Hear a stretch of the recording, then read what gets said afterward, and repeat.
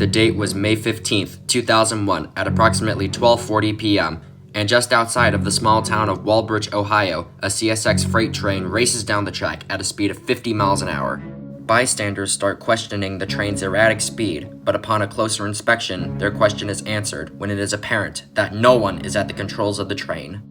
Now, a runaway train is already scary enough, but to add on to it, the train is carrying tanker cars filled to the brim with molten phenol, which is not only a very toxic chemical to humans, but is also very flammable. The situation is apparent to all. A runaway train, carrying thousands of pounds of toxic chemicals, is speeding down the tracks towards highly populated towns, without anything to stop it. So now, bystanders wonder, how in the world do they stop it? Hello everyone, this is Camden McDonald, and this is the Crazy Eights incident on episode 2 of Rewinding History.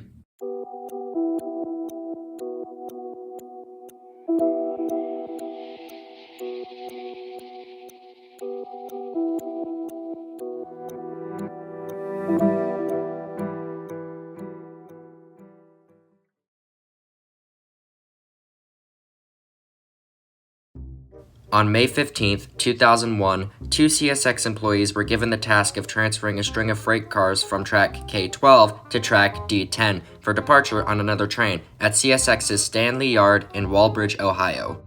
The train being used for this simple maneuver was a CSX-owned SD40-2 numbered 8888.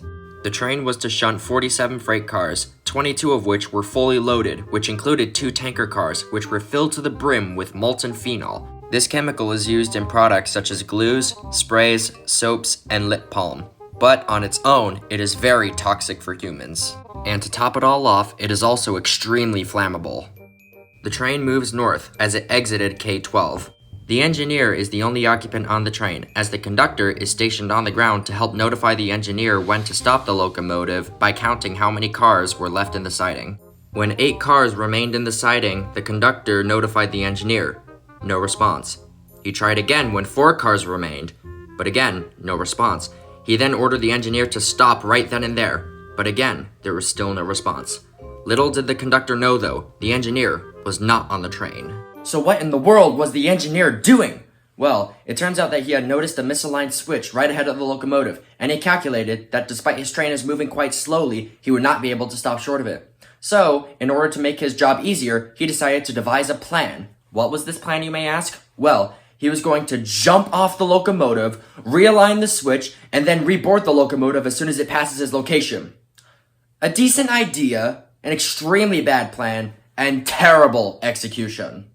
Before leaving the cab, the engineer had applied both the locomotive's independent air brake and the air brake for the entire train, completely forgetting the fact that he had forgot to attach the air hose to the cars behind him. Also, by applying the locomotive's independent air brake, he had disabled the deadman switch. Finally, the engineer reaches for the dynamic brake switch, but unknowingly grabs the throttle switch and pushes it to notch 8, or full throttle.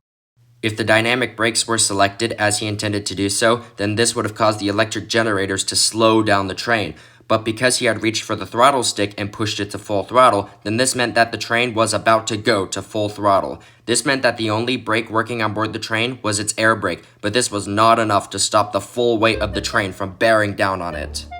The engineer then climbed down from the train, correctly aligned the switch, and then attempted to reboard the now accelerating locomotive. He grabbed a hold of one of its handles, but he lost his footing, and the train dragged him 80 feet before he was forced to let go. Now, with no one on board to control her speed, the train exits the yard, now heading down south as it enters the Toledo Main Line, also known as the Great Lakes Division, now reaching a top speed of 50 miles an hour. The engineer then quickly ran to another employee who had a radio, and he notified the yardmaster. The yardmaster then notified the Stanley Yard tower operator, who then notified senior CSX trainmaster John Hosfield, who then notified the Toledo branch dispatcher.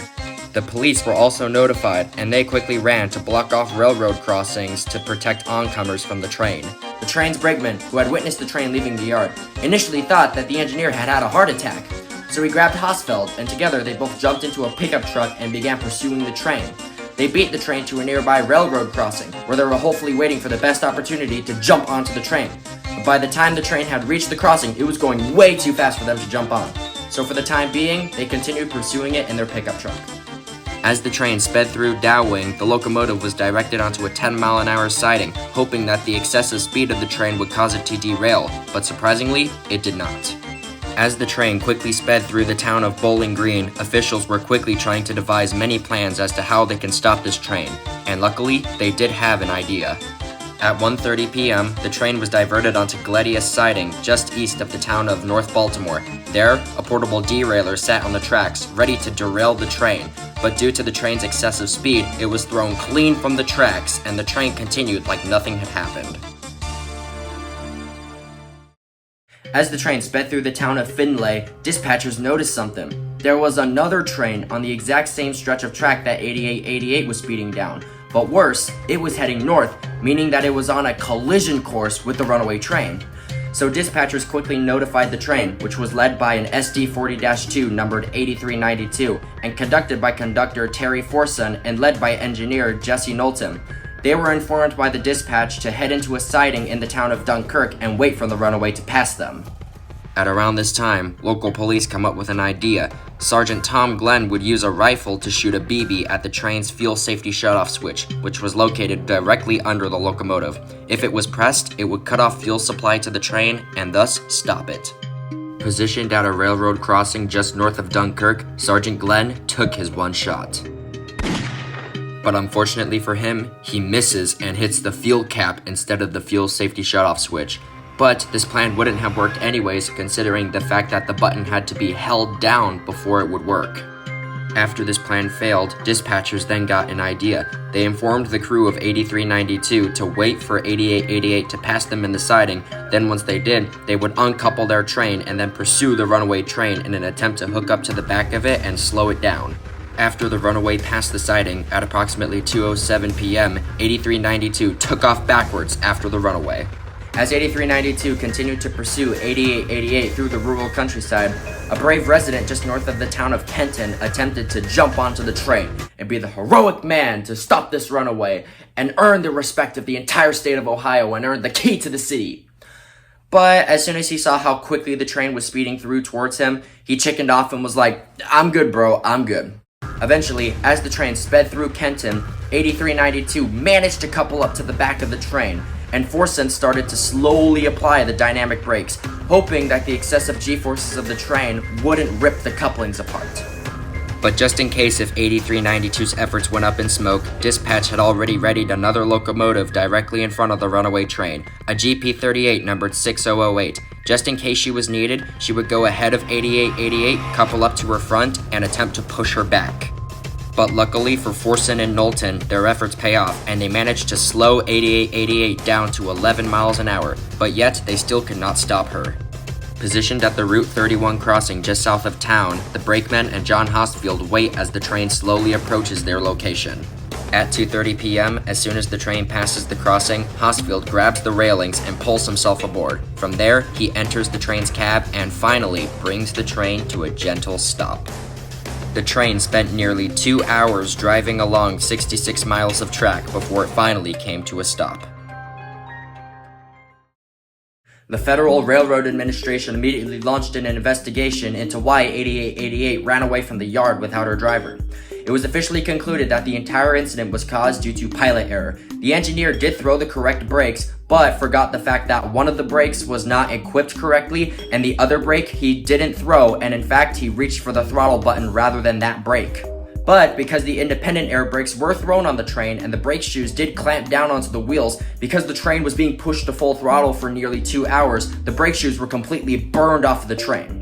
And by the time the incident was finally done, the unnamed engineer was eventually fired from CSX. After the incident, both Jesse Knowlton and Terry Forson were praised for their actions during the incident, and were also personally thanked by US President George W. Bush. After the incident, 8392 would continue to run with CSX before eventually being retired and sold to the National Railroad Equipment Company. 8888 would eventually have her brake shoes replaced and she would continue service with CSX. In the following years, however, many museums attempted to preserve her, but CSX humbly refused, saying that the engine just wasn't really worthy of preservation. In 2017, CSX officially rebuilt her into the latest model of the SD40 series, an SD40-3, and they renumbered her 4389, and to this day, she still operates with CSX.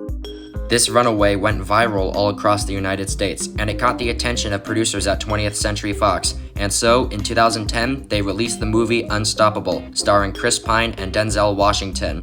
The movie, directed by Tony Scott, was completely inspired by the Crazy Eights incident. They even numbered their runaway train 777, a quick reference to 8888. The Crazy Eights incident has permanently cemented itself into train history, and it serves as a perfect reminder as to what happens when you try to take shortcuts on the job. Sometimes they may be beneficial every now and then, but 90% of the time, they could lead to dire consequences just like this. So always remember to take your job seriously.